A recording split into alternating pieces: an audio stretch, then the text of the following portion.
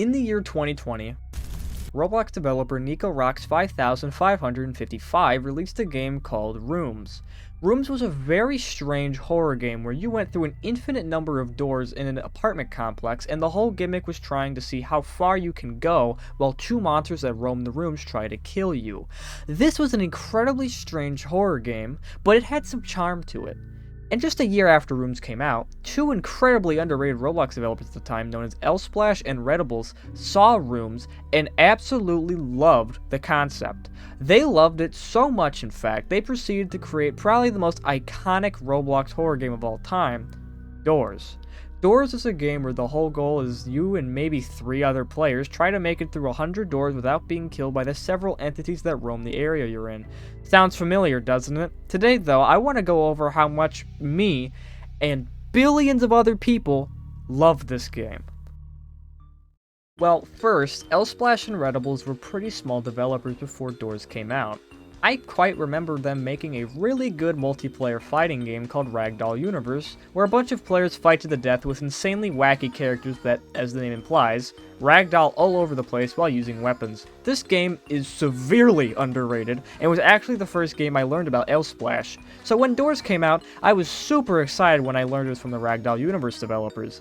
Like I said before, Doors has to be the most iconic horror game on the Roblox platform, and for good reason too. This game is insanely goofy, but has some pretty tense moments, and playing this game with friends makes it 10 times more fun. So how Doors works is that you start from door 1, and you have to make it all the way to door 100 without dying to the many entities that try to kill you. If you do happen to die to them though, you have to restart the whole floor over again. This game is the definition of trial and error and learning from those mistakes and overcoming them to beat the floor. Each entity has a different mechanic to each of them. You could have Rush and Ambush, who are 2 floating heads that will dash through hallways, and one of them even comes back once or twice. Then there's the smaller entities like Screech that try to bite you in dark rooms, and there's just even a spider named Timothy, where if you're scavenging for loot, he has a chance of jumping at you and dealing a smidge of damage. Like, this game actually has a good sense of humor, and I love it a lot. Then every 40 and 50 doors, a huge event starts that summons one of the 2 entities. There's Seek and the Figure. Now, Seek is this giant pile of goop that spawns eyes around the rooms to hype up his grand reveal. How Seek works is that he chases you for about 5 rooms before he loses you, and later he reappears again to chase you at around 80 or so doors, but this chase lasts longer to spike difficulty. Then there's the Figure, who's this giant meaty pile of flesh that kinda looks like the Demogorgon, who at door 50 roams a library where you need to find specific books to input a code and escape through a locked door. Which is insanely intense for no reason, with the music playing trying to figure out the code while this guy is patrolling. And at room 100, the finale happens where the Figure returns with you having to gather 10 fuses while he patrols, which is pretty nerve-wracking considering all the time and effort you put into a run, hoping he doesn't spot you and takes you all the way back to the beginning. In my opinion though, the scariest part of the hotel itself is the greenhouse section. On doors 90 to 100, you enter the greenhouse, which is just rooms that are pitch dark and little spike traps on the floor known as snares. The reason this section is so stress-inducing is because Rush can still spawn during these rooms, and the way you know Rush is coming usually is when the lights flicker.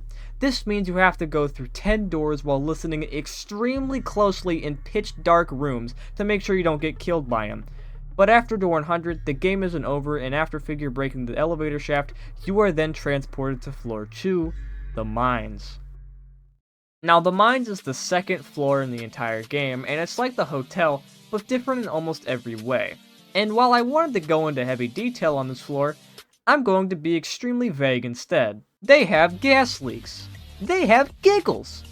A door 50 boss with even bigger giggles. An absolutely insane minecart chase with Seek, an insane final chase with Seek and the Grumble trying to fight each other of who's going to kill you, 2 figure bosses, a completely indifferent harder halt room, I forgot to mention him, my bad, these stupid little bats, and then there's this rat. But we all love Louie in this house. The Mines are by far a humongous upgrade from the hotel. Beating the Mines for the first time felt so incredibly good. That rush of dopamine I got after hours of attempts went by and finally conquering the door 200 boss fight, just oh my goodness, I love this game so much. And what's even crazier is I'm not even done yet. There is a secret prequel to everything in the game titled The Back Door, which was originally made for the Roblox Hunt event last year. The back door is negative 50 rooms of pure stress. The three entities in here are wild, that being first Blitz, a combination of both rush and ambush who could sometimes come back to your locker, the Look Man, who is the shadowy figure who if you look at him for a split second you take damage, there's a door hazard where if you pick the wrong one the vacuum consumes you, and the one guy that makes the whole back door stressful in the first place, Haste. In the back door, there are these levers that go up to a minute and 30 seconds. You need to dash through rooms as quickly as possible to find more of these levers to reset the timer, and if you don't, then Haste will come out of the fog and kill you. What makes this guy worse is that the devs gave him his own music that builds up the more you can't find a lever, which is so anxiety-inducing on so many levels, I don't even think I have to explain it. And I don't think many people give the back door as much credit as the normal floors indoors because this is a pretty underrated floor. Now, I think we're done here. I covered the hotel briefly, covered the mines, and wrapped things up with the back door. I know I'm not missing anything, right? Right?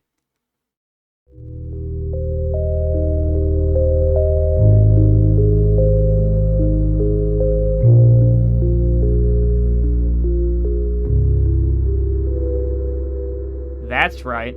The developers completely recreated Rooms from the ground up as a tribute to the game that started it all. The Rooms is pretty much like the original game. A60, the red-faced guy, still rushes through rooms with the most ear-piercing sound ever. A120 is still the funny little white smiling face guy where you have to go back into the room you came from and hide to avoid him. But the developers added a completely new entity, A90. Probably the most annoying character in the subfloor. If he appears on your screen for a brief second, you have to react insanely quickly to stop moving, or else he'll take 90% of your health. And Rooms probably offers one of the most hardest badges in the game, A1000, which is to make it to the end of the rooms, which are 1,000 doors to open. This challenge isn't really hard, it's just insanely long, and I was able to complete this challenge in only 2.5 hours. The challenge does get somewhat harder as rooms go on as they get darker, but that's why the game offers the gummy light for an infinite light source that activates the longer you shake it for a whopping 10 coins. What a deal! In the end though, Doors is just a phenomenal game. When you push the Roblox game engine to its limits, you can get something special like this game. And like I said in the beginning, this game is insanely wacky. Like, we have a goblin and a guy who's been dead for Lord knows how long, hanging out in a shop with an octopus dude named Jeff. And we have a rat that if you drop items onto the floor in front of his hole, he comes out, takes it, and makes a trade. But then we have those insanely tense moments like the Seeks chases, the dam, the greenhouse, the electrical room. Your heart rate definitely spikes up insanely high during these rooms, especially on modifier runs to get those sweet hard as nails badges. And the crazy part of all of it is that this is just the beginning. There's still a lot, and I mean a lot of content coming to Doors, with presumably 8 more floors to develop. Elsplash and Writables and the rest of the developers who worked on Doors should really give themselves a pat on the back because they made something truly special. And man, these guys are probably millionaires, like 6 billion visits, good lord.